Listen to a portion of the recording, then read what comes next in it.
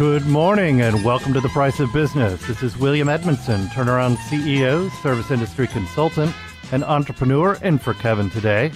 And we'd like to thank you for tuning in, and we'd like to thank Super Julie at Super Interns for sponsoring portions of today's show.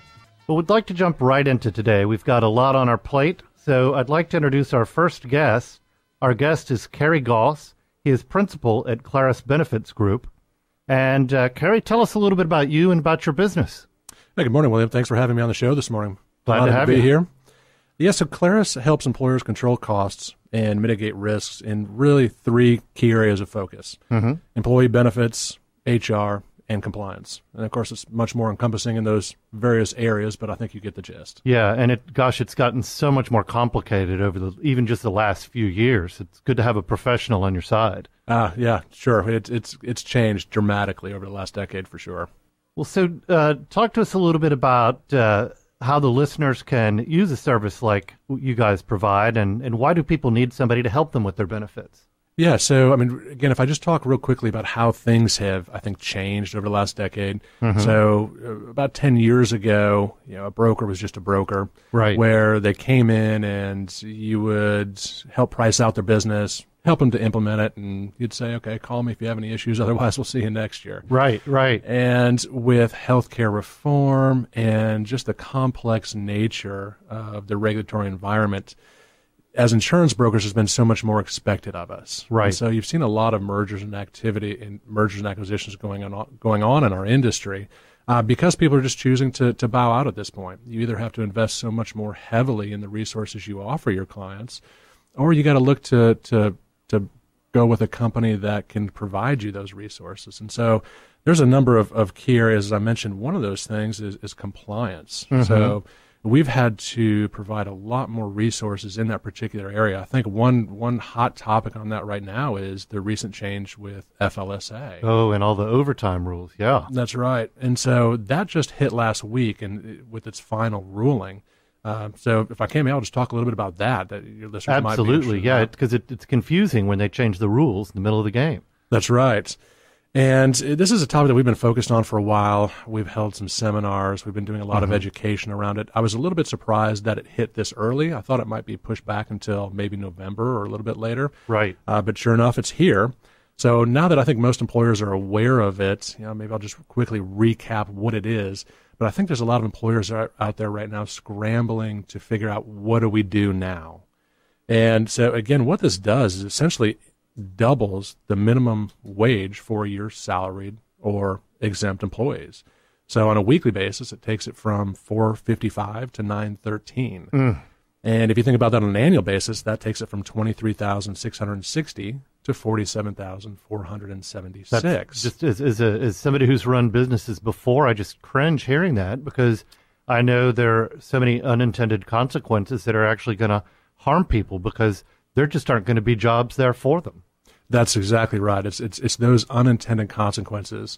And as we talk to employers, there's a lot of frustration out there, and I totally get it. And we sympathize with them, but at the same time, I view our job as to try to put a positive spin on this and help them in every way we can. Sure. And so with that regard, what do employers do next? And so I've gotten a lot of questions. One in particular, do I think that this will be delayed? Well, sure, it could get delayed. You see all the delays that happened with healthcare reform. Absolutely. Just everything kept pushing back. But there's also some employers that got caught by surprise because they waited until the last minute thinking that it might get pushed back, and certain provisions did not. Yeah. So our guidance on this has to be that you need to be ready to go on December 1st when this becomes effective. Right. And so with that in mind, some things that employers can do is first and foremost, review your current roster. Determine which employees are exempt with an annual pay rate less than that $47,476 mark. And you have to keep in mind, too, that figure can only include 10% of discretionary bonuses. Okay. So you need to go through, do that evaluation, and then really I suggest conducting a review with your managers and supervisors. You need to determine exactly how many hours per week those particular employees are working. So you're not accustomed to accounting for that time. And are they leaving at 5, or are they actually staying until 6 or sometimes 7 to get a job done because you have a motivated, engaged, and energized team? Right. You have to take all those things into account now. And you can't forget, too, you need to include such things as lunch, rest periods, travel time, training time. Is there any other hidden overtime that you're not thinking about?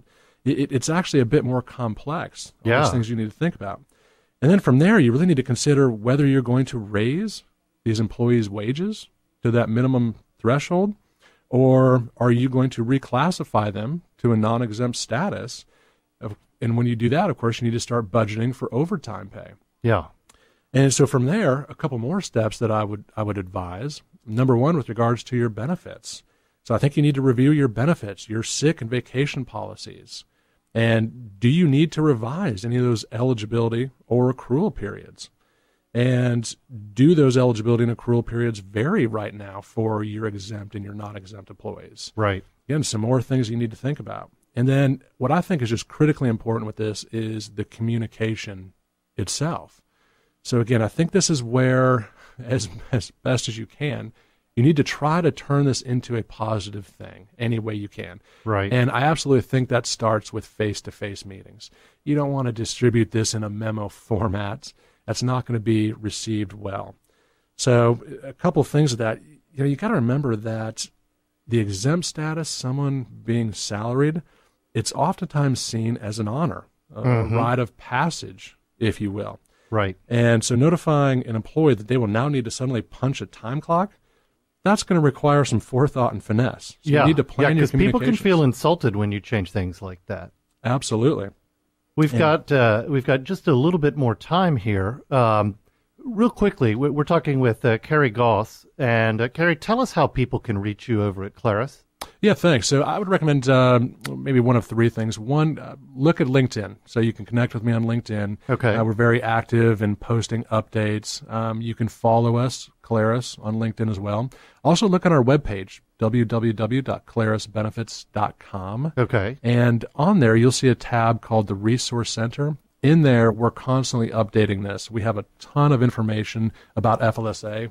We're only talking at a high level about this. We have some more detailed toolkits and prepared kits that the listeners can find on there. Well, and as anybody with the business knows, this is really an exercise in math. You've got a lot of things you got to think about, and you've got to take a look at, do you need to raise employees? Are you going to have to cut employees in other areas? I mean, there's some tough decisions that are coming out of this, and it's good to have somebody who has a grasp on it and can really help people out. And we appreciate people like Cary over at Clarus because this is difficult, and it's not going to get any easier without help. That's right. Thanks, William. Well, we've got just a few more seconds here. Again, your website? www.clarusbenefits.com. Okay, and that's CLARUS. That's correct. Okay. And you can connect with me on LinkedIn, and I'd also recommend following Clarus on LinkedIn. You'll see a number of updates as things become relevant. Perfect. And then if there are any kind of changes in the rules, you'll put things on your LinkedIn site. Absolutely, and please call me too. I'm happy to help. And even if this isn't going to result in any business, I love helping employers. So don't hesitate. Great. Well, thanks again to Cary Goss with Clarus. This is William Edmunson. We'll be back with more of The Price of Business right after this.